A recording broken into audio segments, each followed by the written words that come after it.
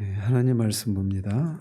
하나님 말씀 시편 122편 1절에서 9절까지 보겠습니다. 시편 122편 1절에서 9절까지 같이 읽겠습니다. 사람이 내게 말하기를 여호와의 집에 올라가자 할 때에 내가 기뻐하였도다. 예루살렘아 우리 발이 내 성문 안에 섰도다. 예루살렘아 너는 잘 짜여진 성읍과 같이 건설되었도다.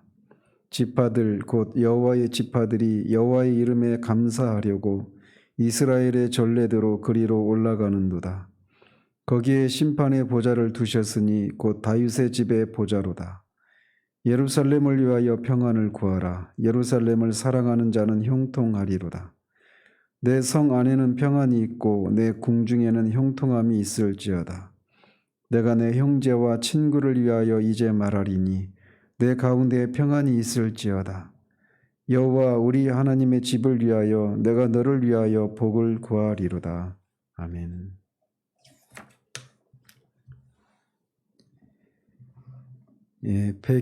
시편 120편에서 134편까지 모두 15편이 성전에 올라가는 시편인데 그 중에 10편은 저자가 누구인지 알려지지 않은 그런 시편들입니다. 그리고 5편 중에 4편은 다윗이 지은 시고 1편은 솔로몬이 지은 시입니다. 따라서 오늘 이 시편은 그 다윗의 4개의 그 성전에 올라가는 시편 중에 첫 번째 성전에 올라가는 시편에 해당이 됩니다. 그런데 이제 다윗이 성전에 올라가는 노래를 지었다 이렇게 되어 있는데 우리가 알다시피 성전은 솔로몬에 의해서 성전이 지어졌기 때문에 어떤 사람들은 이 시편이 다윗이 지은 것이 아니다 이렇게 주장하는 사람들도 있습니다. 그렇지만 성전이 세워지기 이전에라도 예루살렘은 이스라엘의 중심이 되는 도시 역할을 했고 또 하나님의 언약궤를 모신 성막이 있었기 때문에 이 시를 다윗의 시로 보는데 큰 무리가 따르지 않는다고 할 수 있습니다. 그리고 다윗이 성령의 감동을 받아서 앞으로 성전이 세워지면 이스라엘의 신앙이 중심이 될 이 도시를 축복하면서 예루살렘의 평강과 형통을 빌며 이 시를 지었다 이렇게도 볼 수가 있습니다. 사실 예루살렘을 여부수 족속에게서 이렇게 빼앗아서 다윗은 이스라엘의 수도로 삼았죠. 그리고 그곳에 이 성막을 세우고 언약궤를 안치했던 그런 다윗의 하나님의 말씀에 대한 그런 사랑을 볼 때 이 시의 저자가 다윗으로 보기에 무리가 없습니다. 그래서 이렇게 많은 학교들은 이 시편이 다윗이 예루살렘의 그 성막을 안치한 후에 그 예루살렘의 영광과 평강을 기원하면서 이 시를 지었을 것이다. 시를 지었던 그런 시점까지도 그렇게 특정 짓기도 합니다. 이 시는 크게 두 부분으로 나누어 볼 수 있는데 전반부 1절에서 5절까지가 첫 번째 부분입니다. 그래서 다윗의 도성인 예루살렘에 하나님의 언약궤가 옮겨짐으로써 모든 사람들이 하나님을 경배하기 위해서 예루살렘으로 올라오게 된 것에 대해 감격하고 기쁨과 영광이 가득 찬 그 예루살렘을 찬양하고 있는 부분이라고 할 수 있습니다. 그리고 나머지 부분이 이제 두 번째 부분인데 그 예루살렘과 그에 속한 모든 것에 대해서 평안과 축복을 기원하는 그런 내용으로 구성되어 있습니다. 사람이 내게 말하기를 여호와의 집에 올라가자 할 때 내가 기뻐하였도다. 이 다윗은 1절과 2절을 통해서 예루살렘에 올라가는 그런 순례의 기쁨을 노래하고 있습니다. 여기서 여호와의 집은 앞에서 방금 말씀드린 것처럼 다윗 당시에는 성막이 있는 곳을 가리키죠. 아무튼 다윗은 사람들이 여호와의 집에 올라가자 이런 말을 들었을 때 기뻐했다라고 말을 합니다. 여기서 기뻐했다라고 하는 것은 그냥 일반적인 즐거움이나 기쁨을 그런 의미하는 그런 단어가 아닙니다. 그것보다 훨씬 더 강렬한 그런 표현으로서 쾌활하고 유쾌한 그런 즐거움과 기쁨을 표현하는 그런 단어입니다. 마치 그 언약궤가 예루살렘으로 옮겨졌을 때 한 번의 실패 후에 옮겨졌을 때 그가 막 그 기쁨으로 막 춤을 추다가 그 베옷이 내려가고 그것 때문에 사울의 딸 미갈이 그렇게 그를 비아냥댔던 그런 일이 있었지 않습니까? 그래서 다윗이 그런 정도의 그런 기쁨과 즐거움을 묘사하고 있는 겁니다. 다윗이 이런 표현을 통해서 이 하나님의 성소에 나아가는 기쁨과 감격을 이렇게 생생하고 적극적으로 표출하고 있는 겁니다. 우리 여기서 살펴볼 수 있는 것은 다윗이 무엇으로 그렇게 생생한 즐거움과 생생하게 즐거워하고 기뻐하는가라는 겁니다. 다윗은 왕으로서 많은 재물과 또 많은 여인들과 또 높은 그런 명성 등 그의 삶의 주변에는 그에게 즐거움과 기쁨이 될 만한 그런 것들이 많이 있었습니다. 그런데 그런 그에게 그것과 비견할 수 없는 그런 기쁨이 있었는데 그것은 여호와의 성전이 있는 하나님의 임재의 상징인 언약궤가 있는 그 여호와의 집에 올라가는 것이었음을 이런 그 일반적인 기쁨을 묘사하는 단어가 아닌 더 생생하고 유쾌한 그런 의미가 담겨 있는 단어를 사용해서 묘사하고 있는 것을 통해서 그의 기쁨이 무엇인가, 무엇으로 그가 기뻐하고 즐거워하는가라고 하는 것을 보여주고 있는 겁니다. 즉 그는 거룩하고 신성한 기쁨, 세상의 것들로는 얻을 수 없는 은혜롭고 감격적인 기쁨을 주는 성전을 그의 마음에 두고 있었던 것을 보게 됩니다. 그런 그에게 이 거룩한 심령을 고유한 다른 사람들이 그렇게 성소에 올라가자 이렇게 말을 했을 때 그는 그 큰 기쁨으로 즐거워하지 않을 수 없었던 것입니다. 예루살렘아 우리 발이 내 성문 안에 섰도다. 다윗은 이 기쁘고 감격스러운 마음으로 예루살렘 성문 안에 서 있는 모습을 이렇게 묘사하고 있는데 예루살렘을 의인화시켜서 예루살렘아 이렇게 부르면서 자신의 발이 성문 안에 섰다 이렇게 말을 하고 있습니다. 여기서 발이라고 하는 것은 문자적으로 그런 발을 의미하기도 하지만 비유적으로 그 사람이 걸어가는 길을 상징하기도 합니다. 그래서 그 사람의 발은 악을 향해 달려가기도 하고 죽음으로 내닫기도 합니다. 허탄한 것을 향해서 달려가기도 하죠. 그런데 다윗은 하나님의 성전이 있는 그 예루살렘 안에 자신의 발이 걸음이 있다라고 그렇게 감격스럽게 외치고 있는 겁니다. 여기서 예루살렘은 이스라엘의 이 중심지고 신앙의 중심지로서 이 하나님의 성전이 있는 거룩한 곳이고 하나님의 임재를 상징하는 그런 장소이기 때문에 시인이 그런 하나님을 만날 수 있는 그런 하나님과의 만남의 집인 성전이 있는 곳에 그 자신이 도착한 것을 이렇게 그런 것을 인해서 그의 마음이 기쁨으로 들떠 있는 것을 이렇게 표현하고 있는 겁니다. 일차적으로는 예루살렘이 이렇게 이 이스라엘의 성전이요 또 행정과 종교의 중심지로서의 그런 의미를 가집니다. 그런데 궁극적으로는 이 예루살렘을 신약 시대에는 그리스도의 피값으로 사신 교회를 상징하고 더 나아가서는 하나님의 도성인 천국, 하나님 나라를 의미합니다. 따라서 이 예루살렘에 도착한 것에 대한 기쁨을 이렇게 묘사하고 있는 것은 신약의 표현으로 하면 교회에 자신이 나와서 하나님을 만날 수 있는 그런 기회를 얻은 것에 대한 기쁨을 말하는 것이기도 하고 궁극적으로는 하나님이 계신 그 본향인 천국에 도달했을 때의 그 벅찬 기쁨을 예표적으로 그렇게 묘사하고 있는 그런 것이라고도 할 수가 있습니다. 예루살렘아 너는 잘 짜여진 성읍과 같이 건설되었도다. 예루살렘이 잘 짜여진 성읍 같다 이렇게 말을 하는데 외면적으로는 예루살렘이 튼튼한 성벽과 성문 또 이 잘 이렇게 정비된 그런 건축물들로 인해서 예루살렘이 균형과 질서 속에 아름답게 조화를 이루고 있는 그런 난공불락과 같은 그런 외면적인 모습을 인해서 이렇게 노래하고 있는 것이기도 합니다.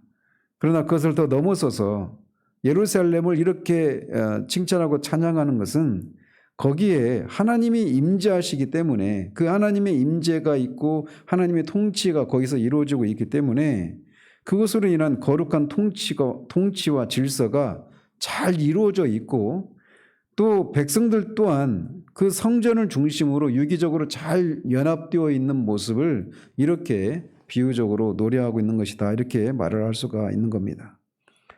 즉 시인은 예루살렘 성이 하나님의 임재와 통치가 나타나는 성읍이라고 하는 이런 본질적인 측면에 그런 본질적인 그런 아름다움을 인해서 감격해서 이렇게 묘사하고 있는 겁니다. 지파들 곧 여호와의 지파들이 여호와의 이름에 감사하려고 이스라엘의 전례대로 그리로 올라가는도다. 여기서는 예루살렘이 어떤 그 이스라엘에 있어서 어떤 역할을 하는가를 그렇게 묘사하고 있는데 예루살렘은 이스라엘의 12지파를 하나로 연합하게 하는 신앙적인 그런 영적인 공동체로 묶어주는 그런 신앙의 중심지 역할을 하는 곳이었다라고 하는 것을 보여주고 있습니다.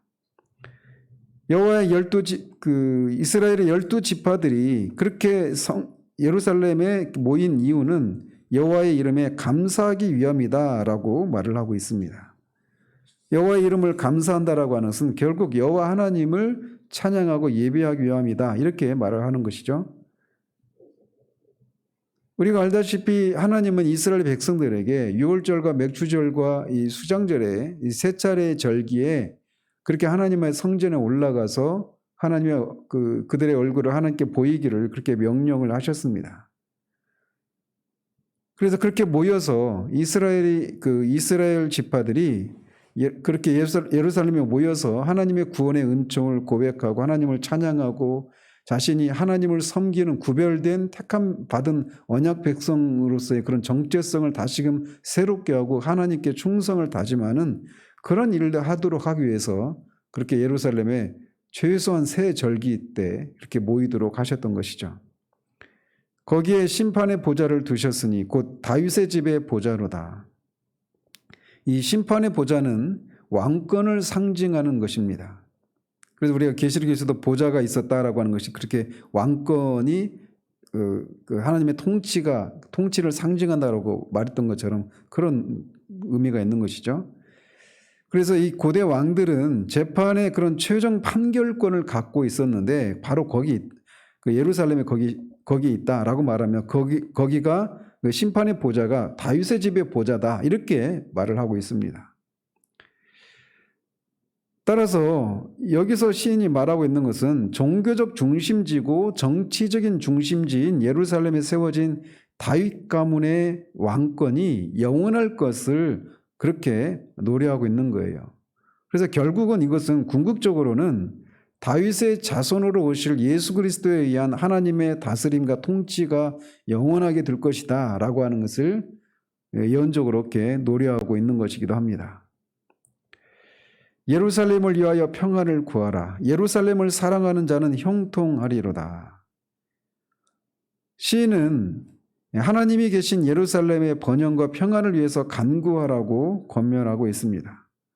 형통한다라고 하는 것은 번성하다, 안전하다, 이 샬롬인데 이 예루살렘과 그 샬롬 이 동일한 그 어근에서 나오는 건데 그걸 통해 이제 언어 유의적으로 이렇게 언어 유의를 사용하고 있는 것이죠.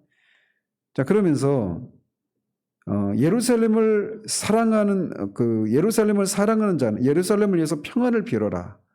그러면서 예루살렘을 사랑하는 자는 형통한다 이렇게 말을 하고 있는 거예요. 예루살렘을 사랑하는 것은 결국 거기에 하나님이 계시는 겁니다.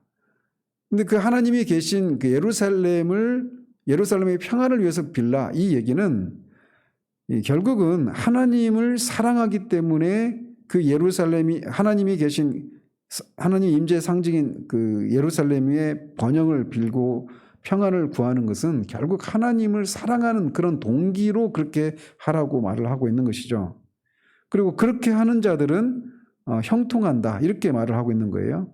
그래서 앞에서도 말씀드린 것처럼 예루살렘은 오늘날의 이 교회에 해당된다라고 그렇게 말씀을 드렸는데 결국 교회를 사랑하면 형통한다 이런 의미가 되는 겁니다. 교회의 평안을 위해서 빌라 그리고 교회를 사랑하는 자는 형통한다 이런 얘기를 하는 것이죠. 그래서 결국 이 초대교회 키프리아누스라고 하는 그런 교부는 교회를 어머니처럼 모시지 않는 자는 하나님을 아버지처럼 모시지 못한다, 이렇게 얘기를 했던 거예요. 즉 교회를 향한 사랑과 하나님을 향한 사랑은 뗄래야 뗄 수가 없는 것이죠. 그래서 결국 여기서 말하고 있는 것은 주님이 말씀하신 것처럼 먼저 그 나라와 그 일을 구하라, 그리하면 이 모든 것을 너에게 더하시리라 라고 하는 그런 말씀과 일맥상통하는 겁니다. 그래서 먼저 교회가 하나님 안에서 평안하기를 빌고 교회를 위해서 교회를 위해 충성하고 교회가 평안하기를 비는 것, 그런 사람들에게는 하나님께서 형통의 복을 주신다, 이렇게 말을 하고 있는 것이에요. 그래서 이런 것은 항상, 그래서 이렇게 이스라엘 역사를 보면 항상 하나님 앞에 선한 왕으로 이렇게 평가를 받았던 그런 왕들은 항상 먼저 했던 것이 뭐냐면 성전을 보수하고 성전을 개혁하고 성전의 제사 제도를 다시 회복하고 늘 먼저 그것을 구하고, 그런 왕들에게 하나님께서 나라의 평안을 허락하셨던 것이죠. 그거를 개인에게도 적용하면 이렇게 교회의 평안을 빌고 교회를 사랑하는 자는 하나님이 반드시 거기에 은혜를 베푸셔서 그들에게 형통의 복을 주신다, 이렇게 말을 하고 있는 것입니다. 내 성 안에는 평안이 있고 내 궁중에는 형통함이 있을지어다. 예루살렘을 향한 시인의 축원을 이렇게 말하고 있는 것이죠. 그러면서 예루살렘이 형통하고 번영하기를 바라는 시인의 간절한 마음이 이렇게 담겨져 있습니다. 여기에서 다윗의 왕권이 영원하기를 바라는 그런 염원이 그 마음 가운데 이렇게 내재되어 있는 것은 물론입니다. 한편 이것은 궁극적으로 그리스도의 왕권이 이 땅에서 영원하기를 바라는 예언적인 성격을 포함하고 있다라고도 말을 할 수가 있는 겁니다. 단지 그냥 다윗의 왕권이 궁중이 형통하고 평안하기를 바라는 것을 넘어서서 결국 그리스도의 왕권이 그렇게 평안하고 영원하기를 빌고 있는 것이다 라고도 할 수가 있는 겁니다. 내가 내 형제와 친구를 위하여 이제 말하리니 내 가운데 평안이 있을지어다. 다윗이 예루살렘과 궁중이 형통하기를 바라는 이유는 바로 이것입니다. 즉 모든 백성들, 즉 여기서는 그가 내 형제와 친구라고 부르는 이런 모든 백성들의 평안을 위해서 예루살렘과 그의 궁중이 형통하기를 바라고 있었던 것입니다. 즉 시인은 표면적으로는 자신의 왕궁과 왕권과 궁중이 평안하기를 빌고 있는데 결국 그것의 궁극적인 목적은 그가 내 형제와 친구라고 부르는 백성들의 그런 평안을 위해서 예루살렘이 평안하고 궁중이 견고하기를 빌고 있었던 거예요. 결국은 이기적인 마음에서 이렇게 예루살렘의 평안과 궁중의 견고함을 빌었던 것이 아니라고 하는 것을 보여주고 있는 것이죠. 마찬가지로 이렇게 교회가 평안할 때, 교회가 하나님 앞에서 든든하게 서갈 때 교회 안에 있는 지체들의 삶 역시 그렇게 견고하고 평안하다라고 하는 그런 영적인 원리를 적용할 수도 있습니다. 여호와 우리 하나님의 집을 위하여 내가 너를 위하여 복을 구하리로다. 시인이 예루살렘과 그의 왕권이 견고하기를 소망하고 있는 또 다른 이유를 여기서 밝히고 있는 겁니다. 즉 시인은 하나님의 성전과 그에 대한 봉사와 예배를 위해서 예루살렘과 그의 왕권이 견고하고 형통하기를 축원하고 있는 겁니다. 앞에서 말씀드린 것처럼 예루살렘은 오늘날 우리 성도들의 이 신앙 공동체인 교회를 상징합니다. 또 궁극적으로는 우리가 영원히 거하게 될 하나님의 나라를, 천국을 상징하는 그런 곳이기도 합니다. 그런 면에서 모든 성도들은 교회를 사랑하고 교회의 평안과 형통을 위해서, 또 교회가 질적으로 양적으로 이렇게 부흥하기를 위해서 힘쓰고 교회가 하나님의 말씀과 예수 그리스도의 십자가를 중심으로 하나로 일치되도록 하는 일에 힘써야 하는 것입니다.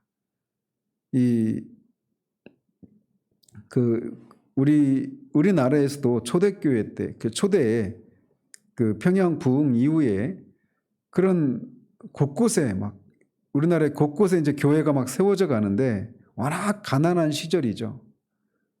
그런데 이제 어떤 마을에 갔는데 그 마을 사람들이 논에 그렇게 이제 쟁기질을 하는데 소가 없이 사람들이 달라붙어 가지고 막 쟁기질을 하는 겁니다. 사람이 이제 앞에서 끌고 뒤는 사람이 막 여러 사람들이 밀고 막 그렇게 하면서 논을 가는 거예요.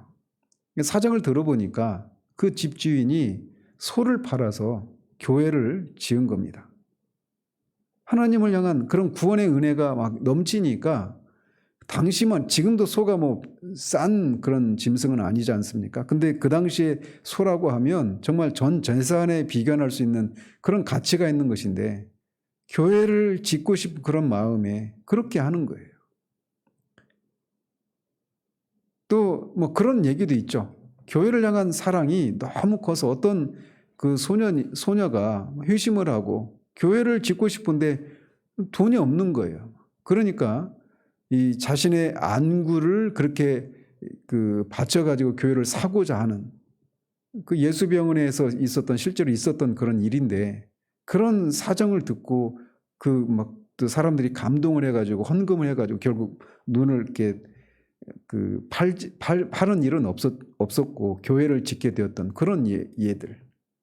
근데 하나님이 그런 사람들에게 그 당대나 아니면 그의 자손들에게 하나님이 넘치는 복을 주시는 것을 우리는 교회 역사 가운데서도 경험할 수가 있습니다. 먼저 그 나라와 그 일을 구하는 자들, 하나님의 이름과 하나님의 명예를 하나님의 그 나라를 먼저 생각하는 자들에게 하나님은 그렇게 생각하시면 하나님은 그 사람의 생을 책임져 주십니다. 이게 하나님의 원리예요. 근데 우리가 많은 경우에 이 순서를 바꿔서 하나님을 인해서 우리가 잘 되어지기를 구하는 이런 어떤 이기적인 그런 모습을 가져서는 안 될 것입니다. 시인은 하나님의 임재와 통치의 상징인 그런 법궤가 있는 성막, 그 예루살렘을 향한 그런 사랑을 이렇게 절절하게 묘사하고 있는 것을 봅니다. 우리 안에서 교회를 향한 이 사랑을 다시금 하나님이 우리 가운데 회복시켜 주시고 섬기는 교회가 정말 하나님 앞에서 말씀을 견실하게 전하고 또 그런 교회가 하나님 앞에서 든든하게 세워지기를 위해서 우리가 할 수 있는 그런 최선의 것을 다하는 그런 교회를 향한 사랑의 마음이 다시금 우리 가운데 새롭게 되어지기를 바랍니다. 교회를 향한 사랑은 하나님을 향한 사랑과 일맥상통한다는 것을 기억하고 우리 안에서 그런 교회를 향한 사랑이 새롭게 되어지기를 우리 주님의 이름으로 축원드립니다. 기도하겠습니다. 예루살렘을 사랑하는 자는 형통하리라고 하는 이 말씀이 교회 역사를 통해 증명되었던 것을 우리가 봅니다. 아버지 하나님, 우리 안에서 교회를 향한 사랑이 다시금 새롭게 되어질 수 있도록 주님 도우시옵소서. 이스라엘 역사를 통해서 사람들이 자신의 일에만 치중할 때 오히려 나라가 든든히 서지 못하고 그 개인들도 여전히 그렇게 원하는 만큼의 소출을 얻지 못하고 이리저리 유리방황하며 수많은 그런 고통과 번민 속에 사로잡혀 있었지만 그들이 하나님을 중심으로 그렇게 신앙을 회복할 때는 그래서 성전을 보수하고 성전의 제사를 회복하고 이런 일이 있었을 때는 늘 하나님께서 그 나라를 견고하게 세워주고 또 그 나라 안에 백성 한 사람 한 사람의 삶도 평안한 삶을 누릴 수 있게 하셨던 그 역사를 통해 우리가 교훈받는 우리들 될 수 있기를 소원합니다. 이 예루살렘에 비교할 수 있는 교회를 향해서 우리가 그렇게 교회를 중심으로 교회가 잘 되어지고 교회가 평강을 누리고 교회가 번영하기를 힘쓰는 그런 일들이 먼저 우리 가운데 있을 수 있도록 하나님 도우셔서 그런 자들에게 약속하신 이 형통의 복을 누리는 우리들 될 수 있도록 도우시기를 원합니다. 오늘도 이 아침에 기도가 우리를 만나주시기를 소원하옵고 우리 주 예수 그리스도 이름으로 기도합니다. 아멘.